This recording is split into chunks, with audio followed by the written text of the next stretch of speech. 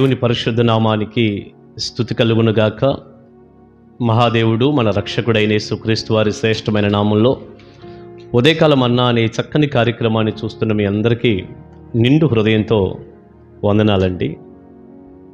మీరు మీ కుటుంబాలు క్షేమంగా ఉన్నాయని తలంచి దేవుని స్తుతిస్తున్నాం.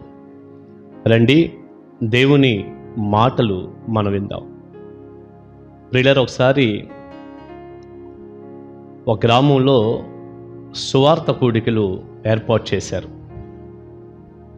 అదే ఊరిలో ఉన్నటువంటి ఒక కుటుంబం ఇంట్లో ఉన్న భార్య అంది భర్తతో, ఏమండి, సువార్త కూడికలు ఏర్పాటు చేశారు కదా, 3 రోజులు పెట్టారు, 2 రోజులు ఎటు అయిపోయినాయి, కనీసం ఈ రోజైనా మీరు ఆ కూడికలకు వెళ్ళి కాస్త ఒక 3 ముక్కలు ఏదన్నా దేవుని మాటలు వినరాదండి అని అందట. సరే, మొత్తానికి భార్య పోరు పడలేక వెళ్ళాలన్నటువంటి ఆసక్తి ఆయనకు అంతగా లేకపోయినా సరే, ఇంట్లో ఉన్న ఆడమనిషి పదే పదే చెబుతుంది కదా, వెళ్ళండి, ఒక 3 ముక్కలు వినిరండి అని. సరే, వెళ్ళి ఏదో ఒక 3 ముక్కలు వినొద్దాం అని ఆ ఇంటి ఆయన చాలా తాపీగా బయలుదేరాడు. మొత్తానికి ఆయన ఆ పని ఈ పని చూసుకొని సిద్ధపడి బయలుదేరి వెళ్ళేసరికి మీటింగ్ కాస్త అయిపోయింది. భోజనాలు కార్యక్రమాలు అవి జరుగుతున్నాయి, మీటింగ్ అయిపోయింది. సరే, ఎడదాకా వచ్చాను కదా, మీటింగ్ ఎటు అయిపోయింది, పాస్టర్ గారి కన్నా కనపడదామని మెల్లిగా పాస్టర్ గారి దగ్గరికి వెళ్ళాడు. పాస్టర్ గారు ఈ వ్యక్తిని చూసిన వెంటనే పాస్టర్ గారు అన్నాడంట, ఓ వచ్చారా అన్నాడంట. ఏమన్నాడండి? వచ్చారా అన్నాడట.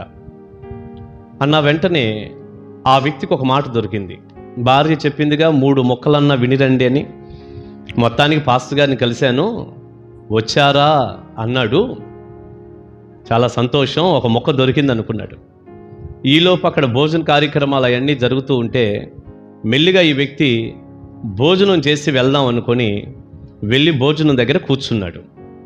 ఈలోపు పాస్టర్ గారు ఆ ప్రక్కగా భోజనాలు కార్యక్రమాలు ఎలా జరుగుతున్నాయో చూస్తూ ఈ వ్యక్తిని చూసి, ఓ కూర్చున్నారా అన్నాడట.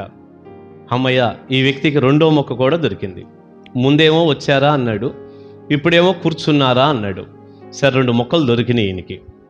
సరే, మొత్తానికి భోజనం అది చేసి వెళ్ళిపోతూ ఉన్నప్పుడు వెళ్తూ ఉన్నటువంటి ఆ గేటు దగ్గర పాస్టర్ గారు ఎదురై, వెళ్తున్నారా అన్నాడట.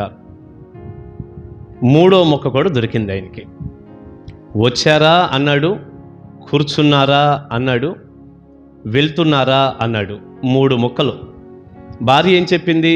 ఆ సువార్త మీటింగ్లకి వెళ్ళి ఒక 3 మొక్కలన్నా మీరు వినరండి, దేవుని వాక్యం అందగదు. మొత్తానికి ఈయనకి మీటింగ్ ఎటు అయిపోయింది. భార్యగా చెప్పటానికి ఈ 3 మొక్కలు దొరికినాయి. వెళ్ళాక అడిగిద్ది, ఎటు ఏం విన్నారని. ఇదిగో ఈ 3 మొక్కలు నేను విన్నాను అని చెప్పి చెప్పటానికి ఈ 3 మాటలు భద్రం చేసుకున్నాడు. సరే, మొత్తానికి ఇంటి దారిన నడుచుకుంటూ వస్తున్నాడు. భార్యకి చెప్పాలి కదా ఈ 3 మాటలని. ఆయన దాన్ని మర్చిపోకుండా పదే పదే దాన్ని రిపీట్ చేసుకుంటూ, వచ్చారా, కూర్చున్నారా, వెళ్తున్నారా అన్నటువంటి మాటలు పదే పదే అనుకుంటూ వస్తున్నాడు, ఈ 3 మాటలు చెప్పాలి అని. ఈలోపు ఈ పెద్ద మనిషి ఇంటికి వచ్చేసరికి వాళ్ళింట్లో దొంగలు పడ్డారు. ఒక 3-4 దొంగలు ఆ ఇంటి వరండాలోకి వచ్చేసి లోపలికి వెళ్ళి దొంగతనం చేసి మొత్తానికి డబ్బు కాజేయాలి అన్నటువంటి ఆలోచనతో ఆ పెరట్లో ఆ ఇంటి వాతావరణంలో తిరుగుతున్నారు. వాళ్ళని ఈయన చూడలేదు, ఈయన్ని వాళ్ళు చూడలేదు. ఈలోపు ఈయన ఆ ఇంటి లోపలకు ప్రవేశించేటటువంటి సమయంలో భార్యకి చెప్పాలి కదా అని, ఓ వచ్చారా అన్నాడు ఒక మాట. అన్న వెంటనే దొంగలు ఉడికిపడి, వామ్మో, మనం వచ్చింది ఎవరో చూసినట్టున్నారు, వచ్చారా అంటున్నారు అని త్వరగా తప్పుకొని అక్కడే ఉన్నటువంటి ఒక చిన్న చెట్టు చాటుకి వెళ్ళి ఆ చెట్టు దగ్గర అలాగే కూర్చున్నారంట చాటుగా. వెంటనే ఈయన 2వ మొక్క పలికాడు, కూర్చున్నారా అన్నాడట. అన్న వెంటనే వారు మొత్తానికి మనం వచ్చి ఇక్కడ నక్కి కూర్చున్నది కూడా ఎవరో చూశారు, ఇక మన పని అయిపోయిందని ఇక అలాగే తిరిగి త్వరగా వెళ్ళిపోతున్నారంట. తప్పించుకొని వెళ్ళిపోయే క్రమంలో ఆ గోడ గీడ దూకి వెళ్ళిపోదామని చెప్పి వాళ్ళు తప్పించుకొని వెళ్ళిపోతుంటే ఈయన మూడో ముక్క పలికాడు, ఓ వెళ్తున్నారా అని. వామ్మో, ఇంకేముంది, వెళ్ళటం కూడా చూశారు ఎవరో మనల్ని అని చెప్పి ఇక చాలా స్పీడ్గా పరిగెత్తి ఆ గోడ దూకి, మరి చెప్పులు లేకుండా పరిగెత్తుతారు అంటారు చూసారండి, ఆ విధానంలో వెనక్కి తిరిగి చూడకుండా దొంగలందరూ పరిగెత్తి వెళ్ళిపోయారు. ఎవరో మనల్ని చూశారు, పట్టుకుంటారు అని. అసలు ఆ దొంగలు వచ్చిన సంగతి, వాళ్ళు కూర్చున్న సంగతి, పారిపోయిన సంగతి ఈ పెద్ద ఆయనకి ఏం తెలియదు.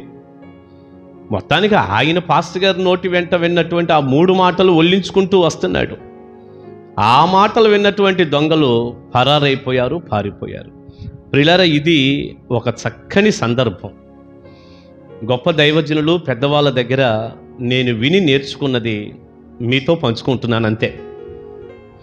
ఇక్కడ మనం దీంట్లో ఆధ్యాత్మికంగా మనం నేర్చుకోవాల్సినటువంటి ఒక విషయం ఏంటంటే, దైవజనుడి నోటి వెంట వచ్చినటువంటి ఒక 3 మాటలు, మీరు వచ్చారా, కూర్చున్నారా, వెళ్తున్నారా అన్నటువంటి 3 మాటలు, ఈ వ్యక్తి దేవుని సన్నిధికి వెళ్ళి ఆ 3 మాటలు తీసుకొని వస్తేనే ఇంత పెద్ద ప్రమాదం తప్పిపోతే, దొంగలు వెనక్కి తిరిగి చూడకుండా పరిగెత్తినంత పని అయిపోతే, ఇక నిజంగా దేవుని మాటలు గనక మనం వింటే, దేవుని మాటలు గనక మనం హృదయంలో పెట్టుకుంటే, దేవుని వాక్యం గనక మన నోటితో ఉచ్చరిస్తుంటే ఎంత దీవెనంటారు. సైతాను శక్తులు నిలబడతాయి అంటారా? కుటుంబాలను పాడు చేసేటటువంటి సైతాను వాడు అనుచరులు నిజంగా మన కుటుంబాల్లో ఏలుబడి చేస్తాయి అంటారా? నో. నువ్వు ఎప్పుడైతే దేవుని వాక్యాన్ని చదువుతావో, దేవుని వాక్యాన్ని ధ్యానిస్తావో, దేవుని వాక్యాన్ని ఉచ్చరిస్తావో, దేవుని వాక్యం మీద నువ్వు మనసు పెట్టుకుంటావో, ఎన్ని ఆశీర్వాదాలు, ఎన్ని దీవెనలు, ఎంత గొప్ప విజయం. నేను ప్రార్థన చేసే ముందు మిమ్మల్ని సూటిగా ఒక మాట అడుగుతున్నా, మీరు ప్రతిరోజు దేవుని వాక్యం చదువుతారా? క్రమం తప్పకుండా దేవుని మందిరానికి వెళ్ళి దైవజనుడు చెప్పేటటువంటి మాటలు విని దేవునిలో బలపడుతున్నారా? మీ హృదయం నిండా దేవుని వాక్యం ఉందా? లేదు లోకంలో ఉన్నటువంటి సంగతులు, కార్యక్రమాలు ఉన్నాయా? ఒకసారి ఆలోచించండి. అయ్యా, మా హృదయంలో దేవుని వాక్యం లేదండి అని గనక నువ్వు అనుకుంటే ఇప్పుడే మోకాళ్ళ మీద పడి దేవుని వాక్యం చదువు. పరిశుద్ధాత్ముడు నీకు సహాయం చేస్తాడు. మందిరానికి వెళ్ళి చక్కగా దైవజనుడు చెప్పే దేవుని మాటలు విను. దేవుని వాక్యం ద్వారా నువ్వు చాలా దీవించబడతావు.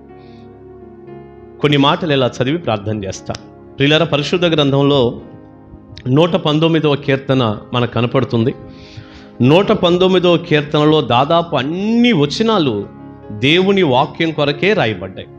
దేవుని వాక్యం యొక్క గొప్పతనం, దేవుని వాక్యం యొక్క విలువలు ఎంత గొప్పవో, అసలు వాక్యం మనిషికి ఏమేం కార్యాలు చేస్తుందో ఈ 119వ కీర్తన గనక మనం చదివితే మనకు స్పష్టంగా అర్థమవుతుంది. కొన్ని మాటలు ఇలా చదువుతాను, ప్రార్థన చేసుకుందాం. 119వ కీర్తన మొదటి 2 వచనాలు. యెహోవా ధర్మశాస్త్రమును అనుసరించి నిర్దోషముగా నడుచుకొనువాడు ధన్యుడు. యెహోవా ధర్మశాస్త్రమును అనుసరించి నిర్దోషముగా నడుచుకొనువాడు ధన్యుడు. ఆయన శాసనములను గైకొనుచు పూర్ణ హృదయముతో ఆయనను వెదకువారు ధన్యులు. 9వ వచనం. యవ్వనులు దేని చేత తమ నడత శుద్ధిపరచుకొందురు? నీ వాక్యమును బట్టి దానిని జాగ్రత్తగా చూచుకునుట చేతనే గదా. 11వ వచనం. నీ ఎదుట నేను పాపము చేయకుండునట్లు నా హృదయములో నీ వాక్యము ఉంచుకొని ఉన్నాను. ప్రియులారా, ఇలా ఈ కీర్తన అంతా మనం చదివితే ఎన్ని అమూల్యమైన మాటలండి. నిర్దోషంగా నడవాలన్నా, పాపంలో పడకుండా ఉండాలన్నా, మన నడతలు శుభ్రంగా కాపాడుకోవాలన్నా అన్నీ ఇంకా మీరు ముందుకెళ్ళి చదవండి. 50వ వచనంలో ఉంటుంది, నీ వాక్యము నన్ను బ్రతికించుచున్నది, బాధలో అదే నాకు నెమ్మది కలిగించుచున్నది అన్నాడు. 50వ వచనం ఒకసారి చదువుతాను. నీ వాక్యము నన్ను బ్రతికించి ఉన్నది, నా బాధలో ఇదే నాకు నెమ్మది కలిగించుచున్నది. కనుక ప్రియ దేవుని బిడ్డ, దేవుని వాక్యం ఇంత విలువైంది, ఇంత శ్రేష్టమైంది కనుక ప్రతిరోజు దేవుని మాటలు చదువు, దేవుని వాక్యంతో హృదయాన్ని నింపుకో. ఒక 3 మాటలు పాస్టర్ గారు చెప్పినవే ఆ మనిషికి అంత మేలు చేస్తే దేవుని వాక్యం ఇంకా మనకి ఎంత మేలు చేస్తుంది. దైవాశీస్సులు మీ అందరికీ ఉండునుగాక. ఆమేన్. ప్రార్థన చేసుకుందాం. పరిశుద్ధుడా, ప్రేమ కలిగిన తండ్రి, మీకు వందనాలు. మీ వాక్యం చాలా విలువైంది, అమూల్యమైంది. మీ మాటల మీద మేము మనసు పెట్టుకొని మీ మాటలు మేము ధ్యానించినప్పుడు కలిగే ఆశీర్వాదాలన్నీ బిడ్డలకు దయచేయండి. ఎంతమంది ఈ వాక్యం వింటున్నారో వారందరి కుటుంబాలను ఆశీర్వదించండి. రోజంతా తోడుగా ఉండండి. ఒక 3 మాటలే దైవజనుడు చెప్పినవి అంత మేలు చేస్తే ప్రభువా, నీ మాటలు మాకెంత మేలు చేస్తాయి, మీ వాక్యం మాకెంత దీవెనకరంగా ఉంటుంది. ఈ విషయాన్ని ప్రభువా ప్రతి వ్యక్తి గ్రహించి ప్రతిరోజు మీ వాక్యం దగ్గర కొంత సమయాన్ని గడిపే కృప దయచేయండి. తద్వారా కలిగే ఆశీర్వాదాలన్నీ కుటుంబాలకు అనుగ్రహించండి. యేసు నామాని ప్రార్థన మనవులు అడుగుచున్నాను తండ్రి. ఆమేన్, ఆమేన్.